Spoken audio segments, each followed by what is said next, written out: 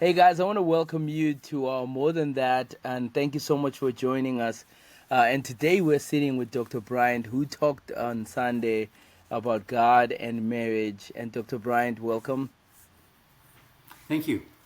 All right, Dr. Bryant, if you had 10 more minutes this Sunday, what are some of the things you would have jumped into? Because I know that it was the time wasn't allowing for you to dive into everything that you had. What are some of the things you would have jumped into?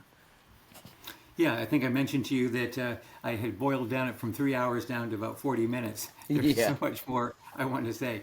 I think that, well, the three things I was trying to accomplish one was to look at the Genesis chapter 2, verses 18 through 25, to just kind of make some comments about that in context of the sermon series. And then, since Genesis 2 ends on a good high note, but we're no longer there in Eden, I yeah, realized we needed to look at our fallen state. And so I went to Ephesians to look at the whole book without spending time looking at the whole book. And then thirdly, looking for some practical things there. I probably would have spent more time on chapter 4, where all those different descriptions and applying them to what marriage looks like.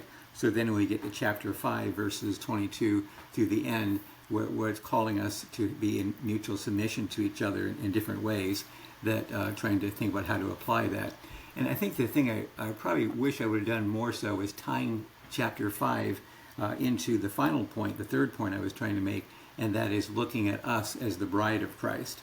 And because I think that's really the profound piece of chapter 5, is that we get to be the bride of Christ.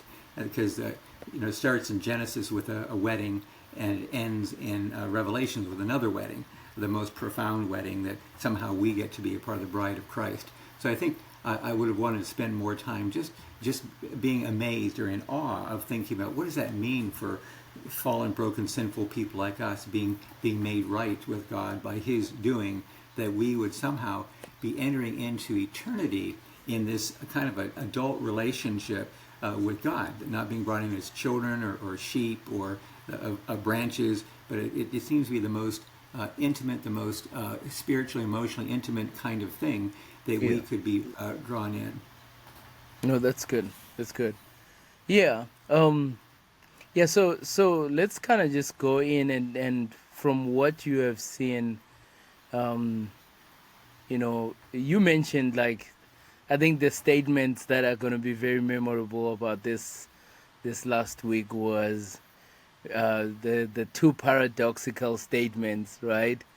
Marriage can be the hardest thing, um, but yet marriage can actually just then be a great blessing. So, yeah, would you just dive into that a little bit more, because that statement, probably without that statement probably you wouldn't be doing the work you're doing, right? Right, right. Yeah, so you seem to live in that valley.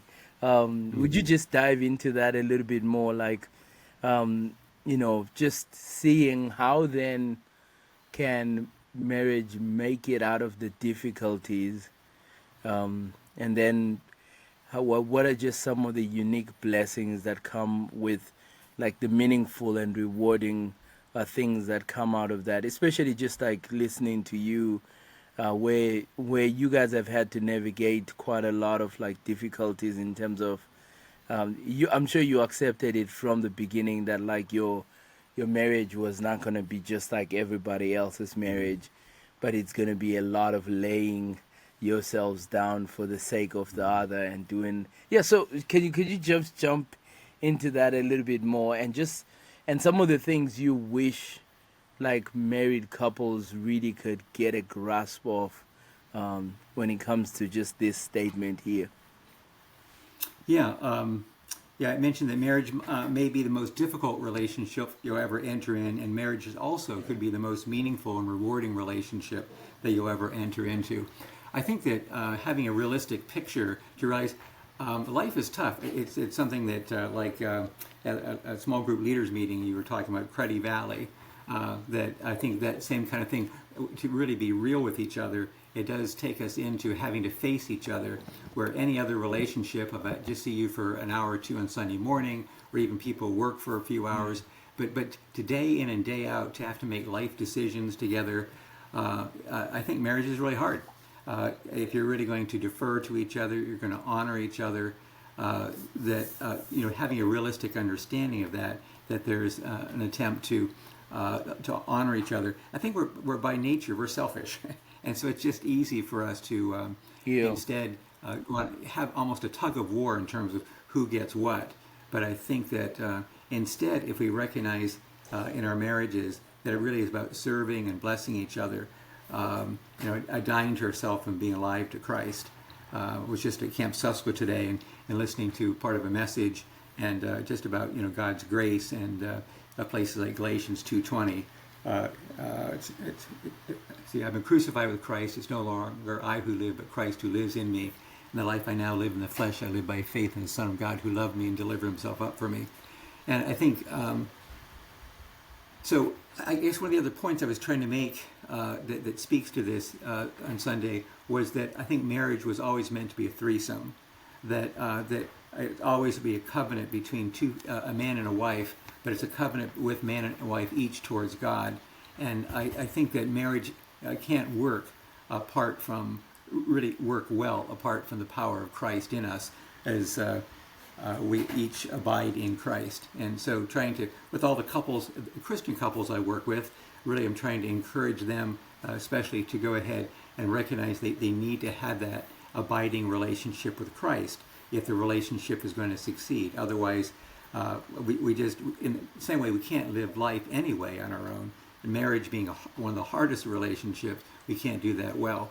But I think one of the other things you were raising there is, I think that if we keep on pursuing that, to know you have someone who has your back, you have a sense of safety, a sense of being cared for, that emotional intimacy where you can be real, open, and vulnerable, knowing someone's with you. It's just a powerful thing when you have that kind of friendship. I've been working with a number of couples recently in their 70s that one spouse has died after 60, 65 years of marriage. And man, these people are just crushed in having such strong marriages. But again, just the profound identity being really born together through the hard work of loving and serving each other before God. Yeah. No, that's good. That's good. And then you jumped into, and I think that idea of covenant, the two becoming one flesh, but it's not one flesh because it's one flesh because God has joined them together. I think that idea of covenant is probably one that needs to be understood a lot more. And when you jumped into the book of Ephesians, that was really good. I felt bad for you because I was like, oh man, that's a lot of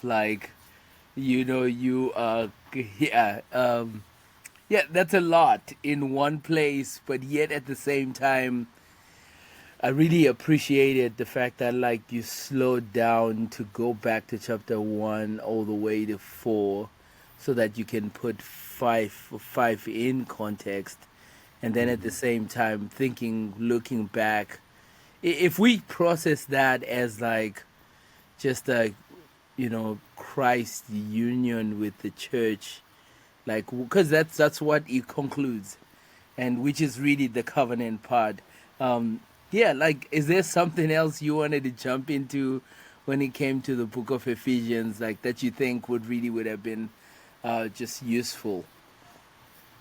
Well, I used quite a few examples from chapter 4. I could have gone into chapter 5 as well, but I guess as I was reading through the book of Ephesians a couple of times, just trying to get a feel for how to talk about chapter 5 well, I just think I was really surprised by how well so many of those places in chapter 4 just spoke of the kind of attitudes that the church is to have, and how much more that is to be for us as husband and wife as we honor and serve each other.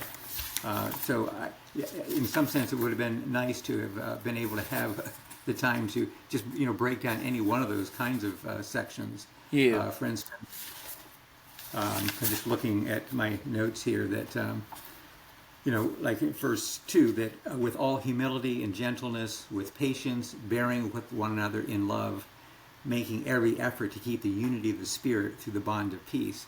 Each of these passages really talked about ways that on a horizontal level we are to be engaging each other, but it is empowered by that vertical relationship that we each have in that kind of way. And I think that stood out to me maybe in studying this part of Genesis on marriage, and just as God helped me to think about Ephesians, just how much, again, that covenant vertically, and that we make that then horizontally with each other. But there's just so much about, again, dying to ourselves or yielding ourselves rather than kind of a tug of war that I see so many couples deal with.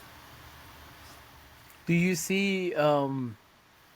Because I love this, like just watching how marriage in the context of God's God's cosmic plan that is seen in Ephesians 1 to 3. God uniting all things to Christ, like to Himself in Christ. And then chapter 4 coming in, giving us just like a slow kind of like what you were saying, where humility and all those things, but really fighting for the unity. Where do you place, where do you place chapter 6 in that? Because I'm sure you have gotten to see now, like, okay, there is a beautiful plan of the church, Christ. And then at the end of the marriage, he says, I'm talking about Christ and the church. But then you're plunged into later on, like this war that's going on. How do you see, like, so you mentioned that tug of war. Like, do you see basically like that as also just like what we now need to be more aware of, like when we are, when we're in marriage, because of the fact, because I'll tell you the truth, like one of the things that is so hard is to convince people that chapter 6 exists after chapter 5, especially in the dynamics of marriage. Huh. Tell me more what you mean by that. No, just like in terms of the fact that, like, yeah, the two are called to be one. Husband is meant to love, and wife is meant to submit and respect to her husband. But then chapter 6 is gonna then bring you this reality of the fact that, like, hey, by the way, there's this there's spiritual forces that are against anything that's gonna try to shine the light of Christ, including your marriage, Yeah, right? yeah. So that's what I'm saying, like, where sometimes it seems as if, like, convincing people chapter 6 exists, and that chapter 6 is probably at play, and they need to fight, not only just like, because it says that we're not wrestling against flesh and blood, Right. but sometimes in marriage, flesh and blood is what we think we need to be wrestling with, because we've forgotten that chapter 6 exists. And then all of a sudden, head on, tug of war, whatever, or you know what I mean? Like, I see. that's what I mean. Yeah, yeah. And I think that's probably, it's good that chapter 5 comes first, and then in early chapter 6, where it talks about children and parents and slaves and masters, that when you get to that point where I think realizing all the more so we can't do that on our own. Yeah. I think it adds more to the focus on that vertical dimension of that triunity. I guess I used that word on Sunday, triunity. That I guess Walter Trobisch back in the 1950s had the right angle triangle, where you had a husband, the wife here, and God up here. And the closer you are to God, the closer you are to each other. Yeah. Which I really like that picture. And so, yeah, I think it really helps us to realize that even all the tug of war and the struggles we have as husbands and wives, it's hard with two selfish people, two sinners coming together. There's quite a few marriage quotes. I don't think I have them here. That when I was looking at Christian quotes, and and a lot of it is, just the amazement that two sinful people coming together, and for that to even work at all, it does have to be the power of Christ in us, because there is the evil one who's out there to play havoc in our lives. Especially if we see that marriage back in Genesis is part of the crowning work of God's creation. That if I was Satan, I want to destroy what God calls beautiful or very good in terms of His creation. Yeah. Did you get to see one of the things in Ephesians? Every time I do a wedding, is I see Paul kind of putting that as a command when he's giving, obviously, like the submitting to the reverence of Christ. But then there's also, he kind of gives like, wife, this is what you need to do, submit to your husband. It's not a lesser kind of thing. But then the husband obviously needs to be submitted to Christ.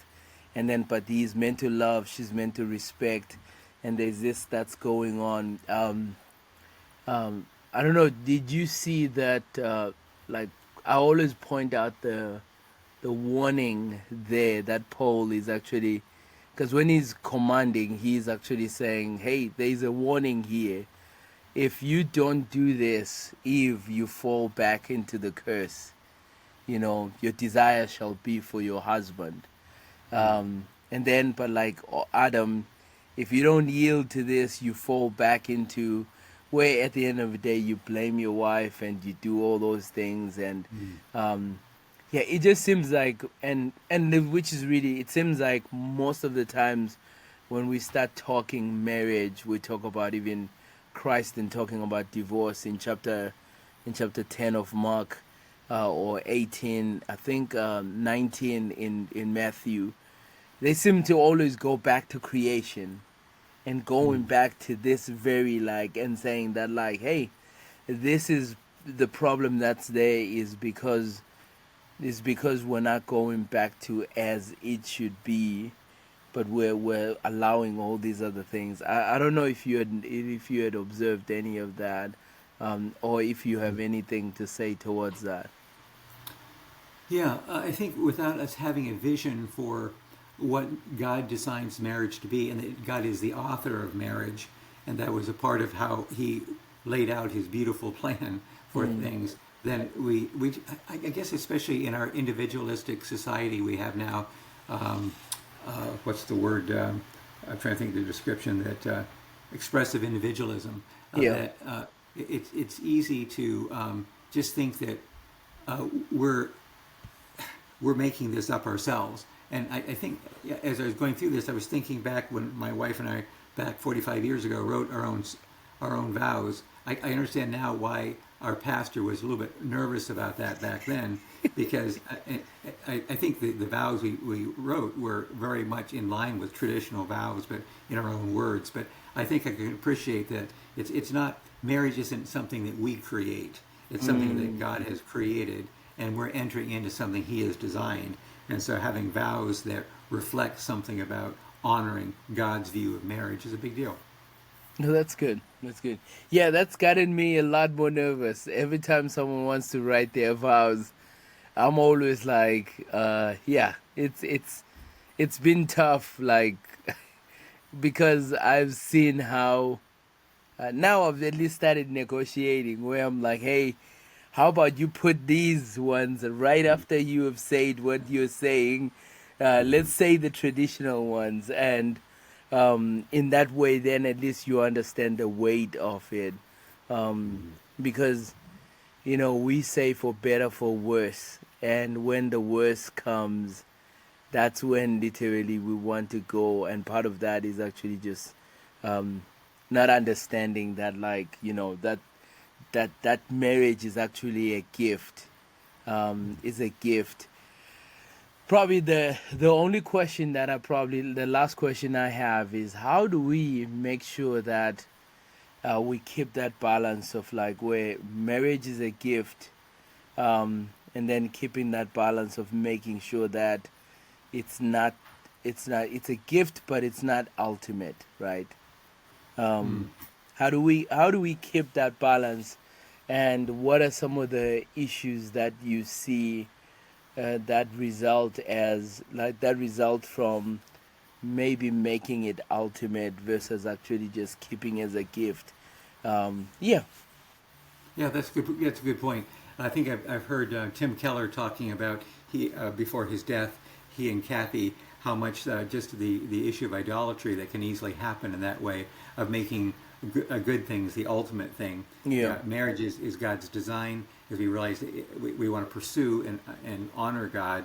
I think one thing that helps is knowing that if both of us as husband and wives have our eyes on Christ, rather than just on each other, I think that protects us from being able to get caught someplace. I think it was Sheldon Van Auken, one book they'd written, that I remember that one couple, they weren't Christians, but they were so much into each other that they realized that became really selfish, and it really became just how do I say it? That just so self-absorbed that it kind of missed the point, and they became kind of God to each other in some sense like that. But to answer your question, I think that the more that we can each focus on God ourselves, and we have that kind of triunity, I think that will help protect that when we know that our relationship really is about our mutual submission to God. Yeah, what are ways in which you could encourage a couple to cultivate that?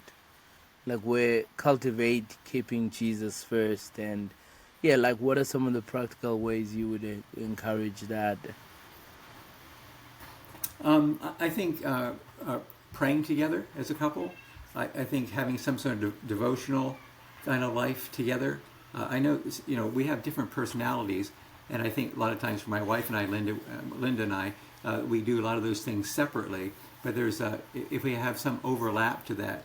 Okay. I think one of the things that we've done less than other points is conversational prayer. I think there's something very intimate about both of us spending time praying. Like we'll be traveling to North Carolina on Friday, and Okay. sometimes as we travel, we'll spend some time just praying for our children, praying for other things, the church, so forth. And some of those are really intimate times. Now, I don't have enough faith to close my eyes when I'm driving, but we do. We do. I just think there's something intimate there as we're engaging God together in that kind of way. I think going to church together, sharing what God's teaching us as we go along in our own walks with Him, but being very, very active in some of those, using the different means of grace that God gives us. That's good. That's good. Yeah, and that's very, very good. For some reason, that's one of the things I've said to a lot of premarital and even just in marriage, where I've had to say, hey, make sure that prayer doesn't become prayer or scripture reading or checking on each other, or like in terms of spiritual pulse and all those things, and reading together, just all these things that you've mentioned. Make sure it doesn't become very awkward, because like there's a way in which we want to look like we've got it all right, we've got it going and all that stuff, and just saying make sure that it doesn't become awkward, because that's gonna continue to flush out that, like to use Genesis language, it's gonna continue to flush out, and the two were together and they were naked and not ashamed. Like, and so there's this transparency that's going on, there's this openness that's going on, intimacy, and yeah, thank you so much for that, Dr. Tim. Well, I guess just I guess the one other thing that we found very helpful in our marriage, and we've been having a hard time having enough time to do this, and that is reading Christian marriage books together. Okay. That's been useful. Sometimes it may take us a couple years to get through a book, but as we do that, we go ahead and just gain other people's perspective in terms of others who've been married and writing on that. The most recent one we're trying to get back into is Tim and Kathy's Keller, The Meaning of Marriage. It's been great to share a little bit on marriage, and it was great to have that opportunity to share in the sermon on Sunday. Okay. No, that's good. No, that's good. Well, thank you so much, Dr. Tim. I think this has really been very, very good. and insightful. And I'm looking forward to having some more conversations with you when it comes to this. And at the same time, like you said, even on Sunday, we're looking forward to at least maybe trying to carve out some time where we can at least maybe have some marriage weekends for our church and like really do some more enrichment. And thank you so much for at least just being a great resource for us in that way. My pleasure. Yeah. So, well, thank you so much for joining us today. And guys, this is more than that. Remember, once again, this is not the sermon. This is just supplementary. Make sure you go back and listen to Dr. Tim Bryant's sermon. And if you have any questions, please send them to us. Otherwise, thank you so much. God bless.